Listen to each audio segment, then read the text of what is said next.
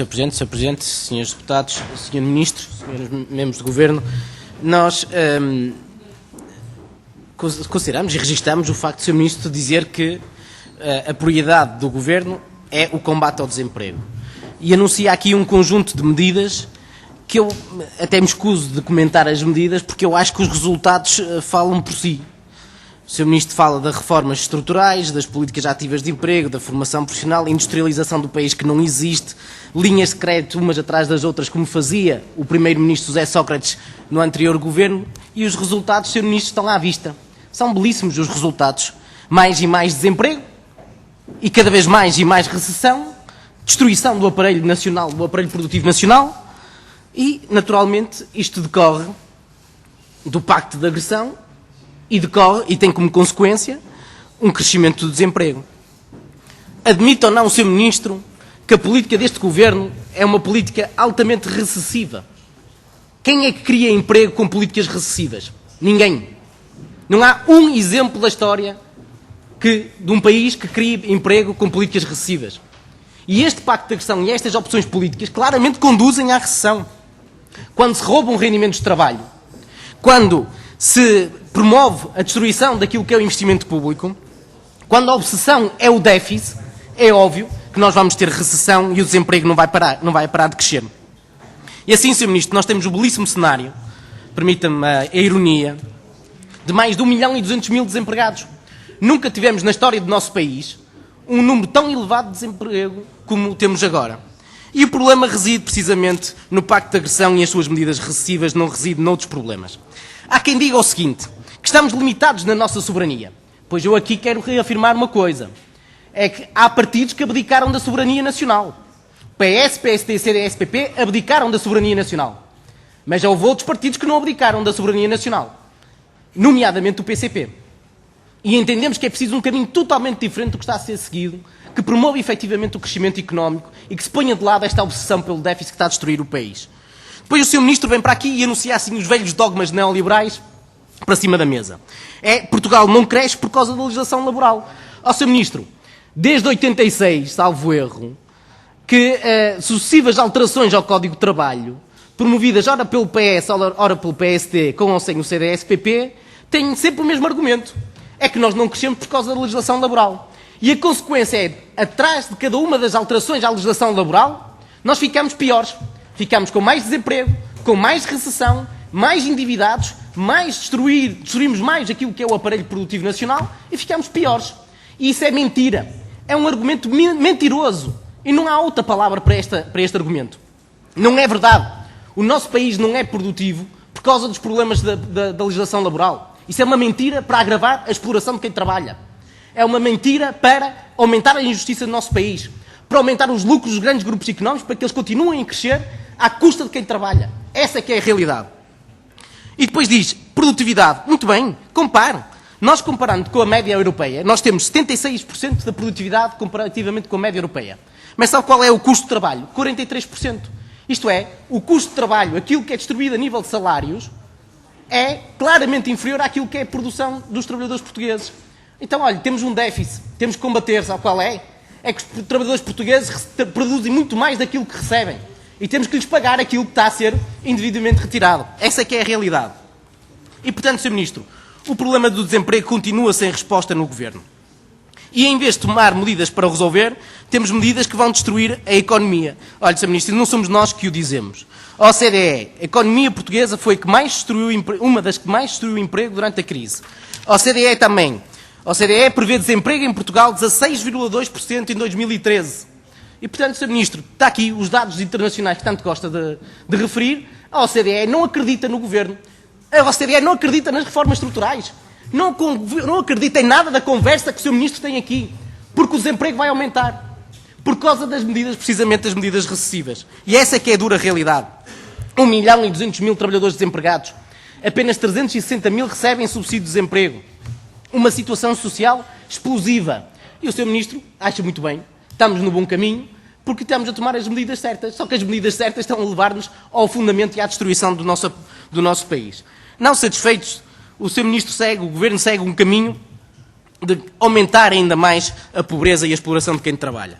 os dados do INE, eu sei que é relativamente a 2010, mas se pegarmos os dados de 2010 e atualizarmos ao contexto atual, nós podemos dizer que hoje a situação é bem pior do que em 2010. Dizia que a população em risco de pobreza e exclusão social representa 24%, ou seja, mais de 2.577.000 trabalhadores portugueses. Então temos uma situação verdadeiramente inaceitável. E hoje a realidade é ainda pior. O Sr. Ministro não fala do problema gravíssimo da injustiça que é o salário e o salário mínimo. Olha, falo-lhe eu, e já agora quero que diga qual é a sua posição relativamente a esta matéria. Portugal é o país onde os salários mais caíram. Olha, mais uma vez os seus amiguinhos da OCDE. Cá está. Orçamento de Estado para 2013, para 2012, é ainda mais recessão. Portanto, ainda vamos ter mais cortes nos salários e mais injustiça. OCDE, salários portugueses caem 12% entre 2011 e 2013. Acha justo, Sr. Ministro, que os salários dos trabalhadores portugueses, que são uma fortuna, não é? Na sua opinião, e na sua opinião do Sr. Secretário de Estado, que já lá irei, caiam 12% em 2 anos. Isto é verdadeiramente inaceitável. Depois, olha, uma outra notícia, também dados do Eurostat. 1,2 milhões de trabalhadores trabalham, recebem salário, mas enfrentam a pobreza. Isto é, o salário não chega para viver com os mínimos necessários. Sr. Ministro, portugueses têm apenas 77% do poder de compra da Europa. Ganham mais que os trabalhadores portugueses. Luxemburgo, Holanda, Áustria, Irlanda, Suécia, Dinamarca, Alemanha, Bélgica, Finlândia, Reino Unido, França, Itália, Espanha, Chipre, Eslovénia, Malta, Grécia, República Checa. Sabe quem é que ganha menos que nós? Olha, a Eslováquia, a Estónia, a Hungria, a Polónia, a Lituânia, a Roménia e a Bulgária. Acha que estes países que ganham menos que nós são menos produtivos que nós? Acha que os países que ganham mais que os trabalhadores portugueses são menos produtivos que os trabalhadores portugueses? Não são. Essa é a mistificação que quero referir. E relativamente ao salário mínimo nacional, falou-se aqui várias vezes de acordo de concertação coletiva, acordo de concertação social. Olha, Sr. Ministro, há um acordo de concertação social que determinava que o salário mínimo nacional passaria para 500 euros em 2011. Está por cumprir até o dia de hoje. Respeite lá a contratação coletiva. Aumente o salário mínimo nacional ou é da opinião do Sr. Secretário de Estado, Pedro Martins, que diz que o salário não é baixo? O salário mínimo, 485 euros, em termos relativos, não é realmente baixo em Portugal, afirma o Sr. Secretário de Estado. E afirma depois, mais à frente, quando adiaram a discussão do aumento do salário mínimo nacional, diz, o mesmo Secretário de Estado, que o salário mínimo se mantém a valores proporcionais às disponibilidades da empresa. Como se isto estivesse dependente da disponibilidade das empresas sobre esta matéria. Mas o Sr. Ministro depois, não, o Sr. Secretário de Estado também refere, é com certeza uma forma importante de assegurar que estamos em condições de combater o grande problema que é o desemprego.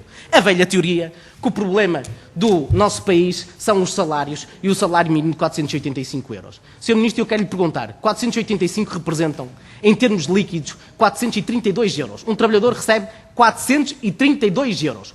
O limiar da pobreza são 434 euros. O Sr. Ministro acha aceitável que se viva num país onde o salário mínimo não aumenta?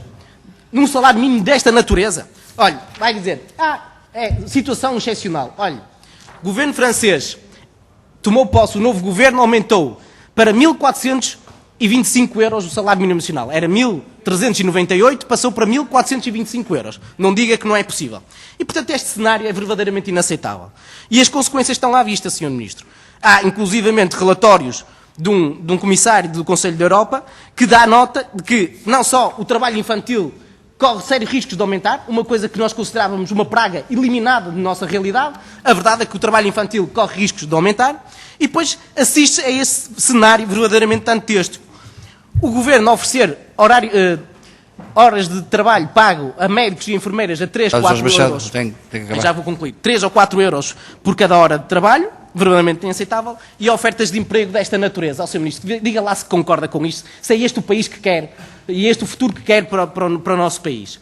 Um engenheiro técnico, tempo de trabalho normal, 8 horas de trabalho por dia, contrato a termo, 6 meses, 485 euros de salário.